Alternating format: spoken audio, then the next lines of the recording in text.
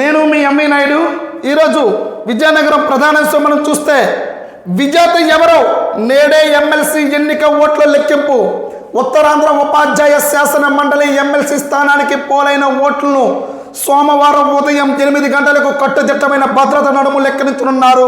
ఈ మేరకు AU engineering కళాశాల ఆవరణంలో బ్లాక్లో పూర్తి ఏర్పాటు చేశారు. పోటీలో ఉన్న అభ్యర్థులు, వారి తరపు ఏజెంట్లు, కౌంటింగ్ ఏజెంట్లు మాత్రమే లెక్కింపు కేంద్రంలోనికి అనుమతించనున్నారు. ఒక్కో టేబుల్కు ఒక్కో కౌంటింగ్ ఏజెంట్ చొప్పున 50 మందిని నియమించారు. లెక్కింపులో పాటించాల్సిన విధి విధానాలు, నిబంధనలపై ఇప్పటికే 2 దశల్లో శిక్షణా తరగతులు నిర్వహించారు. ఎన్నిక రిటర్నింగ్ అధికారి విశాఖ జిల్లా కలెక్టర్ హరేంద్ర ప్రసాద్ పర్యవేక్షణలో జరిగే లెక్కింపులో పాల్గొనేందుకు ఆయా జిల్లాకు చెందిన సహాయ రిటర్నింగ్ అధికారులు, ఇతర సిబ్బంది విశాఖ చేరుకున్నారు. ఎలాంటి అవాంఛనీయ ఘటనలు తావు లేకుండా 300 మంది పోలీసులతో భద్రత ఏర్పాటు చేశారు. అయితే ప్రధానంగా చూస్తూ ఉన్నాం, తీవ్ర ఉత్కంఠ అయితే మాత్రం ఎమ్మెల్సీ ఎన్నికల్లో ఏర్పడింది. ఎన్నికల్లో పోటీ చేసిన అభ్యర్థులు తీవ్ర ఉత్కంఠ నెలకొంది. ఏపీటీఎఫ్ తరపున పోటీ చేసిన పాకలపాటి రఘువర్మ, తెదేపా, జనసేన పార్టీలు మద్దతు ప్రకటించాయి.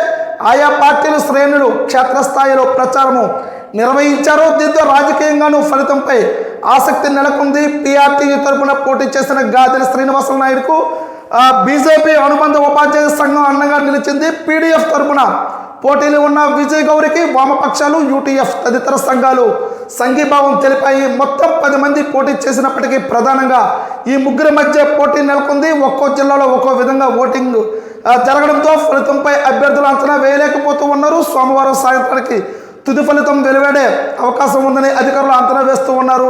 అయితే మనం చూస్తూ ఉన్నాం, పోటీ చేసింది అయితే మాత్రము ఇక్కడ ముగ్గురు మధ్య అంటే త్రిముఖం అని ఏర్పడింది. కానీ ద్విముఖమా త్రిముఖమా అనేది అయితే మాత్రము చాలా ఆసక్తికరంగా ఉంది. ఎందుకనంటే ప్రధానంగా ఇక్కడ ఉపాధ్యాయి ఇక్కడ ఎమ్మెల్సీ ఎన్నికలై ఒకేసారి జరిగేసరికి ఇక్కడ పూర్తి క్షేత్రస్థాయిలో రాజకీయ పార్టీలు, ప్రధానంగా రాజకీయ పార్టీల అభ్యర్థులను నేరుగా బరిలోకి దించడంతో ఇక్కడ చాలా ఉత్కంఠ అయితే మాత్రం ఏర్పడుతుంది.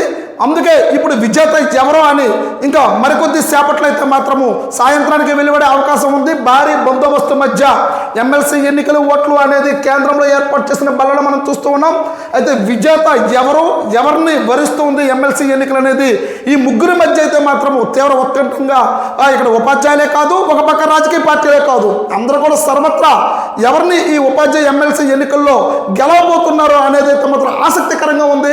అదైతే మరికొద్ది క్షణాల్లో ఈరోజు సాయంత్రానికి మధ్యాహ్నం 12-1 గంట ఈ సాయంత్రం అయ్యేసరికి అయితే మాత్రము పూర్తి స్థాయిలో ఎవరు ఈ ఎమ్మెల్సీ ఎన్నికల్లో విజయనగరం నుంచి ఈ శాసన మండలికి వెళ్ళబోతూ ఉన్నారు అనేది అయితే మాత్రం ఇక్కడ తెలుస్తూ ఉంది. ఎందుకంటే ఇక్కడ ప్రధానంగా రాజకీయ పార్టీ ఇక్కడ ఏం చేయాలంటే ఉపాధ్యాయులకు వెర్సెస్ రాజకీయ పార్టీలు ఇక్కడ ఇందుకు ఉత్కంఠం జరిగింది. శాసన మండలి ఎమ్మెల్సీ ఎన్నికలు ఇక్కడ ఏంటంటే ఇక్కడ జనరల్గా జరగాల్సింది ఉపాధ్యాయ ఎన్నికలు శాసన మండలికి ఎన్నుకోవాలి, సామరస్యంగా వెళ్ళాలి. కానీ ఇప్పుడు ఉన్న పరిస్థితుల్లో అయితే మాత్రం అదేమి అసలు పూర్తిగా దానికి విరుద్ధంగా ఇక్కడ రాజకీయ పార్టీలు వెర్సెస్ ఉపాధ్యాయ సంఘాలు అన్నట్టుగా ఏర్పడింది. చూద్దాం ఒకసారి ఈరోజు సాయంత్రానికి అయితే మనం మధ్యలో మనకు బులెటిన్ వచ్చినప్పుడు ఖచ్చితంగా మేము ముందుకు వస్తాం.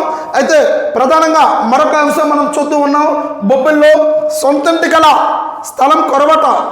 బొబ్బిలి పట్టణ అభివృద్ధి అథారిటీ పరిధిలోని పార్వతీపురం, సాలూరు, బొబ్బిలి పురపాలక సంఘంలో అల్పాదాయ వర్గాల వారికే తక్కువ ధరకు ఇళ్ల స్థలాలు అందించేందుకు స్మార్ట్ సిటీల పేరిట లేఅవుట్ల ఏర్పాటుకు 4 ఏళ్ల కిందటే ప్రభుత్వం నిర్ణయించింది. ఇంతవరకు సాలూరు మినహా మిగిలిన చోట్ల ప్రక్రియ ముందుకు సాగలేదు. కూటమి ప్రభుత్వం వచ్చాక స్థలాలు గుర్తించాలని రెవెన్యూ అధికారులకు లేఖలు రాయగా అందుబాటులో లేవని తేల్చి చెప్పడం చాలా బాధాకరం.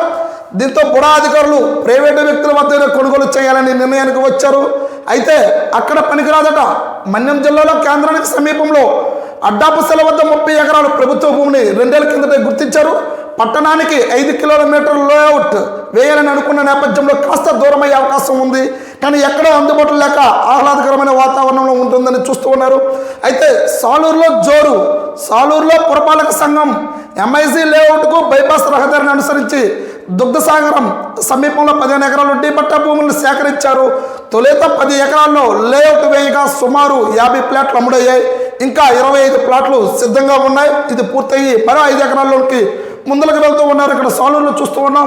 అయితే ఇక్కడ బొబ్బిలి పురపాలకలో ఎంఐజీ లేఅవుట్లో స్థలాలు కావాలని గతంలో నిర్వహించిన సర్వేలో 3150 మంది ముందుకు వచ్చారు. ఆ మేరకు రామన్న దరవలస గతంలో 20 ఎకరాలు డీపట్టా భూములు పరిశీలించారు. సంబంధిత రైతులతో చర్చలు కొలిక్కి రాలేదు. పారిశ్రామిక వాడ పరిసరాల్లో చూశారు.